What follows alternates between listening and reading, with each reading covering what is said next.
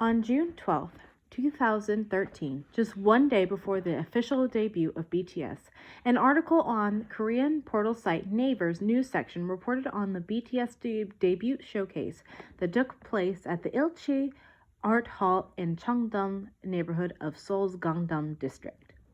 Until Naver took down the comment function on celebrity news articles, thousands upon thousands of comments were left on this historic page.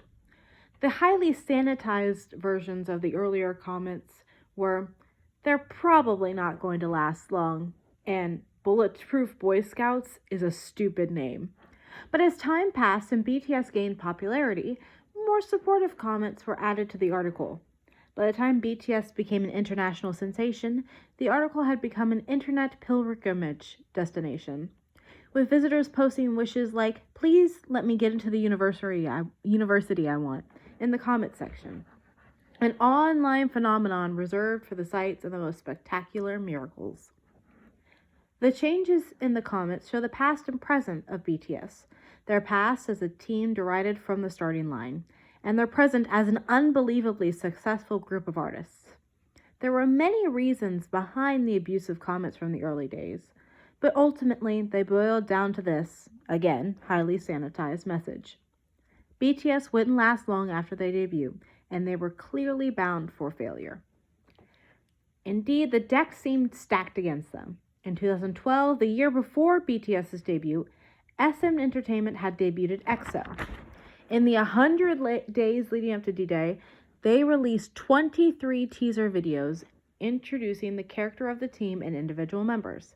In 2014, the year after BTS's debut, YG Entertainment debuted Winner, who had already made them a name for themselves in August of 2013 through M. Night's survival show, Win, Who Is Next.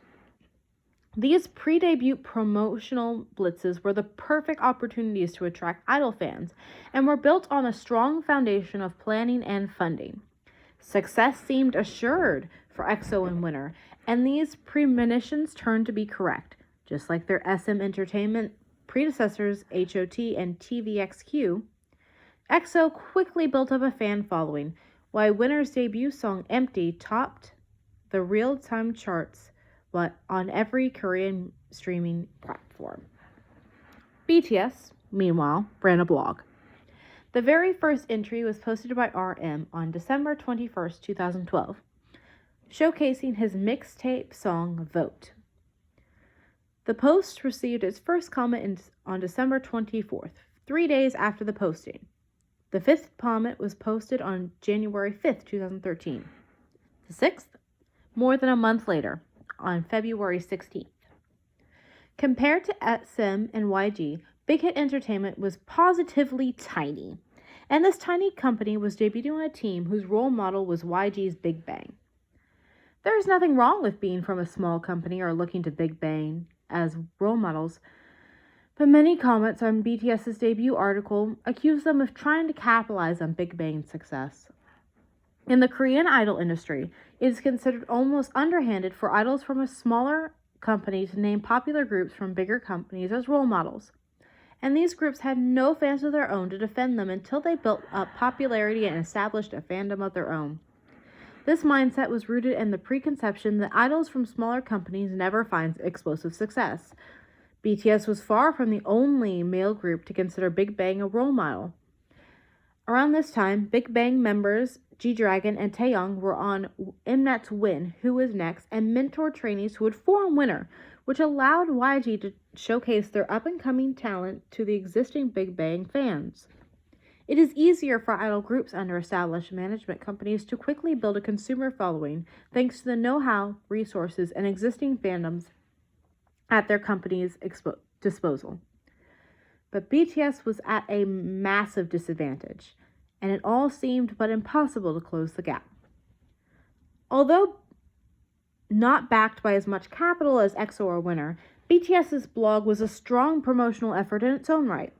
Just like YG Entertainment's trainees on Win, Who Is Next, BTS's members released their music before their official debut.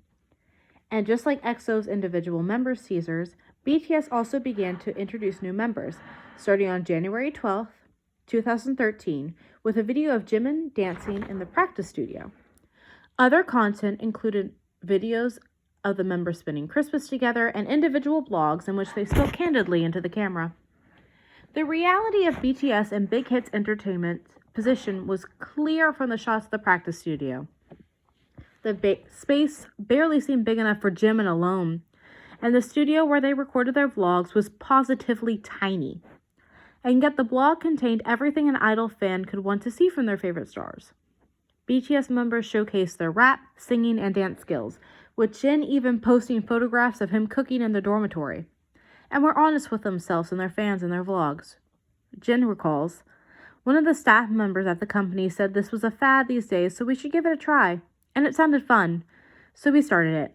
We were using a really tiny laptop, and it was tough because I hadn't done it before, but I did it as much as I possibly could." Jin's comment offers a look into the context of the blog.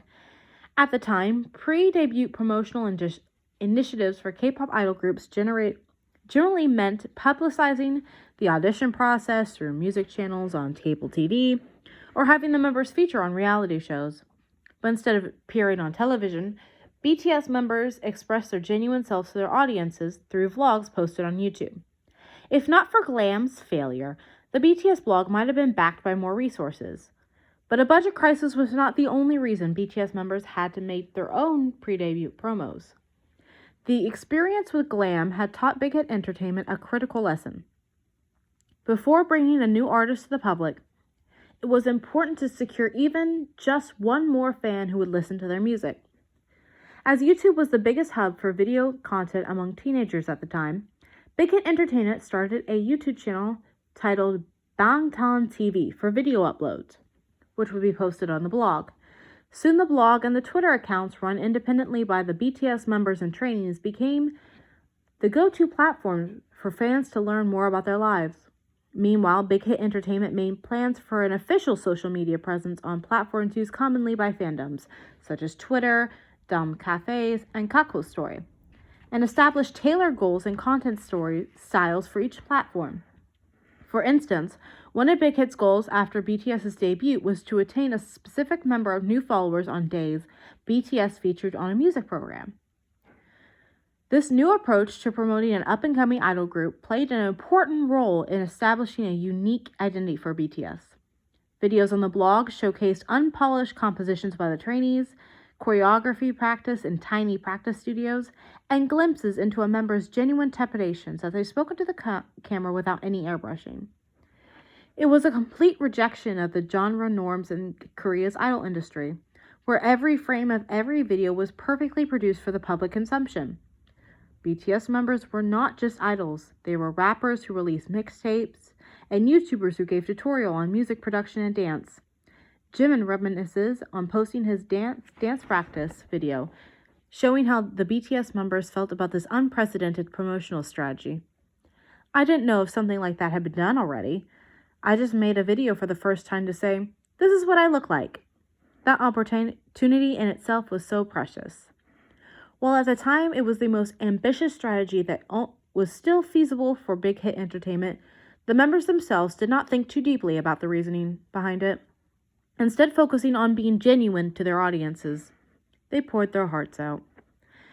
Looking back on the production of No More Dream and their debut album, Too Cool for School, Suga recalls, "When we were working on that song, I sat in P-Dog's room in the Chunguk building and thought, aw, I really want to go back to the dorms. Thousands of times a day. We should be going to the dorms to sleep by 7 or 8 in the morning, right? But we had to finish our work by the end of the day. For days on end. That was the hardest part. I pick up my pen every night and close my eyes after the sun rises." These lines from Mere Bulletproof Part 2 were a perfect encapsulation of RM, Suga, and J-Hope's reality as they composed the lyrics for the songs in Too Cool for School. They would practice all day to polish their razor-sharp choreography until they were in frame-by-frame sync while also working on the songs for the album. In the little time they had between, they would shoot their vlogs and other videos and manage the blog. In No More Dream, the title song of the album loomed ahead like the final boss at the gates of BTS's debut. Jimin describes what the song was to them. It's not difficult now, but back then, the choreography, we could barely breathe. The dance accompanying No More Dream was made up of big, wild moves, which had to be performed in perfect sync. Each member had to start and stop each movement with military precision, tense and ready throughout the entirety of the performance, to make sure to jump up to exactly the same height. As mentioned earlier, even their diet was under strict control. Jin discusses the team's vibe at the time. In We Are Bulletproof Part 2, we had to show off our abs, so we worked out, and we couldn't eat what we wanted because of the prescribed diet. Everyone was cranky. While the members pushed their physical limits to the practice studio and in the dormitory, RM, Suga, and J-Hope also pushed the limits of their souls in the studio, struggling with the lyrics to No More Dream.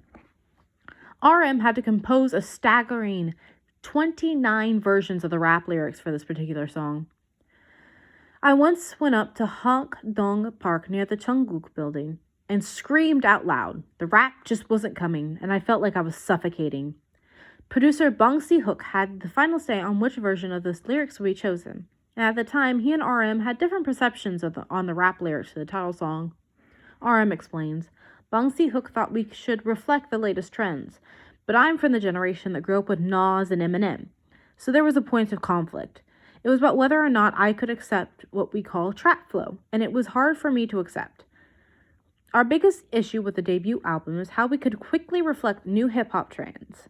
And that's where Bang PD and I had trouble coming to a compromise. A common misconception outside the idol industry is that management companies were in charge of everything about the music, taking the lead in musical creativity. But even the most finely produced songs cannot shine if the idols performing them are untalented or unwilling. The idea of giving voice to teenage realities through lyrics sound great in a vacuum, but someone had to go about composing those lyrics. Bong Si-hook's decision to have the composers in the group, RM, Suga, and J-Hope, also taking leading roles from lyricists from the very first album. But as differences in RM and Bong's perspectives showed, it was extremely difficult to produce lyrics that would satisfy both the hip-hop scene and the idol industry. No one would have been surprised if this gambit had failed. RM, too, confesses that accepting the musical direction of their album was no easy task. I listened to a lot of music, almost if I was studying. I got these contemporary style songs and listened to them, analyzed them. It actually took more than a year, I think, before I genuinely started to love those trends and internalize them. These were just some of the many things BTS did to challenge their own experiences and values. The lyrics to A Typical Trainee's Christmas, uploaded on the blog on December 23rd, 2012, and January 11th, 2013, before the production of No More Dream, illustrate the difficulties they faced. Even this year, I pulled all-nighters practicing. Cry, I'm just a trainee. I really want to debut next year. The blog post, A Typical Trainee's Christmas Review, posted around the same time, shows the members practicing the choreography, holding recording sessions, and celebrating the holiday late at night over a tiny cake. When asked how he endured the period, Jin, who uploaded the post, answered, I was a trainee for almost 2 years, so it naturally became a part of my life.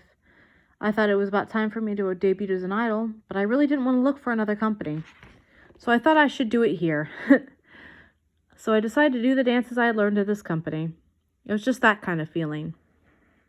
The blog post, A Typical Trainee's Christmas Review, also includes complaints like I thought we were going to get a Christmas holiday, but we all ended up going on vacation to the Bangtan room. And the boss is terrible, won't take us out to dinner once, even after we made that song asking for a company dinner. Even in the most liberal of countries and cultures, it is not easy for a pre-debut trainee to publicly voice his complaints about the label's CEO. And Korea is a country where idol groups cannot be launched without significant capital, time, and planning know-how. And despite of this, Bong Si-hook had the members write their own blog posts and publicly share their thoughts and feelings as trainees alongside their mixtapes and journal entries. Once training had become a part of daily life, as it had for Jin, the trainees began to talk about themselves in a candid and genuine manner. This was the beginning of the team that would become beyond the scene. Jimin reminisces, when the Hyungs were writing the lyrics, they kept asking me for input too. What do you think about this kind of content? What are kids around you like? Aren't any of your school friends chasing their dreams? Stuff like that. I was really thankful. RM, Suga, and J-Hope's lyrics in Too Cool for School reflected the stories of all the BTS members. This is the reason We Are Bulletproof Part 2 discusses the anguish of rappers crossing from the hip-hop scene to the idol industry and writing rap lyrics all night, while also including Jungkook's personal experience as a teenager with an atypical student life. In the lyrics, instead of going to school, I sang and danced all night in practice rooms. When this song was written, BTS members were neither rappers on the hip-hop scene nor idols on the public stage. Rather than covering up the realities of a precarious trainee's life in hip-hop swag or idol fantasies, they used hip-hop techniques to showcase their experiences exactly as they were. This was the unique position BTS took from the beginning of their career, and the perspective they continued to take in telling their stories. Rather than follow the grammar of either hip-hop or idol music, they used the languages of both genres to talk about themselves. In that sense, Too Cool for School was almost a log of their journey, how a group of nameless trainees who could neither take center stage nor live ordinary lives made it to their debut. The album begins with intro, Too Cool for School, featuring DJ Frizz. With the rap lyrics, we are simply telling our stories on behalf of teens and 20-somethings. In interlude, the members express how they felt prior to their debut. Outro, Circle Room Cypher has each member tell his own story in cypher form. Finally, the lyrics of CD-exclusive hidden track, Skit, on the start line clearly describes their pre-debut life. Trainee, in a way, it's exactly who I am, but a difficult word to define. Not belonging anywhere, not really doing anything either. That kind of stage, a transitional period. More importantly, this track ends with the following lyrics. Because I'm a trainee. This was their self-definition. Trainees in the Korean pop industry. But not just any trainees, ones who poured their trainee lives into hip-hop form and turned their debut album into a record of their experiences. From the beginning, BTS's music reflects the lives of the members. The B-side tracks in Too Cool for School, intro, interlude, outro, and skit became a template on which later albums would be formatted. It was a time when only the tiniest minority knew of the Bulletproof Boy Scouts, but BTS was already forging their own identity, one that they hold on to today. Hyung, how do I get a cool vibe like you? Before their debut, Jimin admired RM to the point of asking how he could be like him. But not just because RM was a leader or because he had the talent to work on songs without any help. The 7 trainees developed a powerful bond during their time in the dormitory. And by the time the debut members had been finalized and their schedule set, they had deeply influential roles in each other's lives. Jungkook even says, "Until now, the biggest blessing of my life is meeting these Hyungs." He goes on to say, "When I compare the me who had a normal student life with the me who grew up at this company with the Hyungs, the me right now learned a lot more and gained a lot more. I don't know what exactly, but I learned so much. For example, I was actually ridiculously greedy. I hated losing. I was proud. I was stubborn. I used to get in a lot of trouble because of that. And although my temper still flares up sometimes, I learned to be understanding of other people first. Having been a junior high school student during his time as a trainee, the management company was Jungkook's home and school, and his fellow members were his family and teachers." He adds, "We lived together, so the Hyungs naturally influenced me, and I naturally accepted it, from the way the Hyungs spoke to their personalities, and with music too." By the time the members spent together at the dormitory and the practice studios, rubbing up on one another, gave rise to a unique team vibe.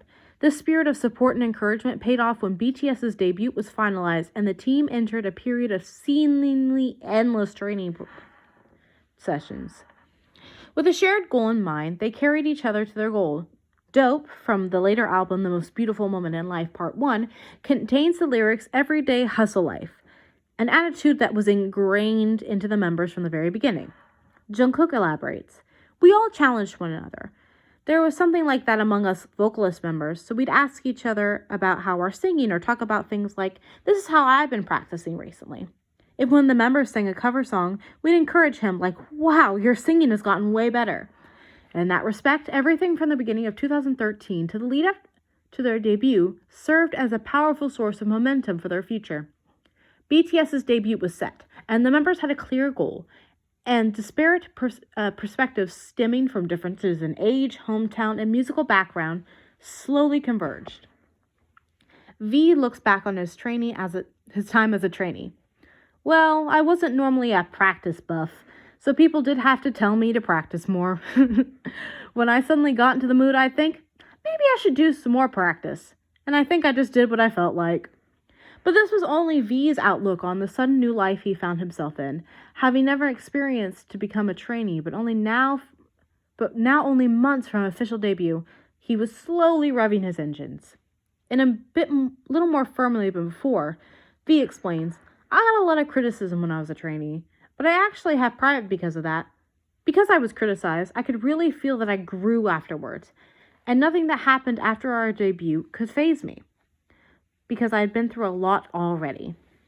V smiles about the other BTS members, but says with a serious look in his eye, the way I see it, all of us members are ridiculous. We are quite feral and therefore stubborn to the end. I love it because in this group, no matter how our hearts break, we only love the stage even more. So I fell down, no big deal, that kind of sentiment. While the members pushed themselves beyond their physical and mental limits with their growing teamwork, Big Hit Entertainment's debut plans were unfolding on schedule. The blog revealed the members one by one, and the vlogs let the members communicate with their fans. The mixtape song, A Typical Trainee's Christmas, was followed by Graduation Song, complete with an MV by J-Hope, Jimin, and Jungkook. It was uploaded on both the blog and the YouTube on February 8th, 2013. The blog launched on December 21, 2012, with a posting of RM's mixtape Vote, had turned into a BTS media channel packed with glimpses into the trainees' lives, pictures, music, and dance moves. It was the prototype of the social media format that is now used on many HYBE artists' social media channels. On March 22, 2013, about 3 months before the official debut, the blog was updated with a video of J-Hope, Jimin, and Jungkook at dance practice. The final pre-debut blog post, titled 13/05/17 on Bangtan blog, included vlog entries from all the members except for V. These posts are still on the blog today, allowing even the newest of BTS fans to look about how the team members transform themselves as they prepare for debut. Big Hit's debut plan for BTS had not attracted the attention of many at the time, but that did not mean the plan was a failure. People were leaving comments on the blog even before the official debut, and the members were beginning to develop a fandom.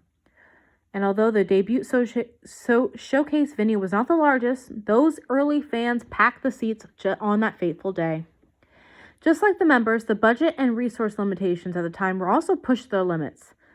That meant the debut plans were meticulous and tight, leading to small episodes that only the members can still recall. Jimin explains, this was before V's reveal. Us six were revealed up to Jungkook, but the company said V is our secret weapon. V was revealed to the public on a visual concept photo teaser for the BTS debut album on June 3rd, 2013. Hiding the presence of an attractive member until last minute, then making a surprise reveal to add a new dynamic to the team, is a strategy with a proven track record. However, at this point, the other members had already been communicating with their bludgeoning fans in the months leading up to the debut. Jimin recalls, we got fan letters and presents, each and every one of us, but V was the only one who didn't get anything. It could have been a disheartening situation for a trainee still in his teens, but the other members showered V with encouragement. Jimin adds, I remember we all got together in our room and encouraged V. It was like, it's only because you didn't get an official reveal yet. Don't get too down. A little bit before D-Day, the team was practicing the choreography for We Are Bulletproof Part 2, which along the title song, No More Dream, would be performed on Mnet's M Countdown on the debut day of June 13th. During the session, J-Hope sustained an injury that caused sinus in his right thigh. The choreography of the second half of We Are Bulletproof Part 2 involves a solo by J-Hope where he falls onto his knees on the stage while simultaneously bending backwards until his back touches the ground. Repeating this move caused significant strain on his leg, and the salival liquid causing the swelling had to be removed via syringe. But before he could be asked why he went so far, J-Hope, recalling the incident, responds firmly, "If I have to do something, I have to make sure I do it. Me? I hate putting out things that stink." Debut prep is long, complicated, and a difficult road, especially for trainees in smaller companies. But in most cases, D-Day comes so quickly that no one has time to feel empty. And although the first performance is not usually the last, it is the most important performance for the vast majority of idol groups. The K-pop idol industry emphasizes performance and style almost as much as musical ability, which makes the weekly music programs on both broadcast and cable TV some of the most important publicity channels for talent. As a result, countless idol groups clamor for limited broadcast slots each week. Groups that fail to develop a significant following at their debut performance, or at least the first week of their debut, is unlikely to attract further attention. Slots on the next week episode are never guaranteed, and some performances must be shortened to fit the show's runtime, meaning artists may not always have the chance to show all that they have to offer. This is not a problem for established artists, but for newly debuting idols, even one backed by major management companies, music show appearances could make or break their careers. BTS's first future, in other words, hung on the very first performance. Jin still remembers the tension of that stage. There is a part in the No More Dream choreography where I have to jump with the lyrics, "It's a lie." But unlike in practice, we have mic packs and in-ear monitors hooked up to our pants since we're actually on stage. But because of the extra weight, every time I landed from a jump, my pants got pulled down bit by bit. My mind went blank, and since I was a newbie, I couldn't just shout, "Let's do one more take." I thought I had made a mess of my first performance and cried. But Jin's fears proved unfounded as BTS had a super weapon ready to capture audiences in a single stroke. The dance break in the second half of We Are Bulletproof Part 2. In this sequence, J-Hope makes the jump with a knee landing, the move that led to his injury, and Jimin flips over him. Jimin then turns around and throws his hat, which Jungkook catches before starting his own dance. J-Hope recalls how the sequence came about. "We were practicing when Son Sun-duk, Son and Nim suggested, 'Want to show off a specialty in the second half of the song?' So we each developed choreography, and the three of us stayed behind in the practice studio, laid out on the mats, and practiced over and over again. Their back-breaking efforts paid off. The combination of the eye-catching moves, complete with flip, enraptured audiences and got the team the attention they sought. Jungkook describes how he felt. "The thing is, I'm not actually catching the hat. It only looks that way from the seat. But anyway, the second I caught this hat, the people there were like, whoa, I got goosebumps." J-Hope also felt that his efforts leading up to debut were rewarded. Before the performance, all we heard from the seats were, "Who are those guys?" But they saw our moves and started reacting like, wow, it was exhilarating. I felt like, I'm really glad I danced. The in-person audiences were not the only ones impressed by BTS.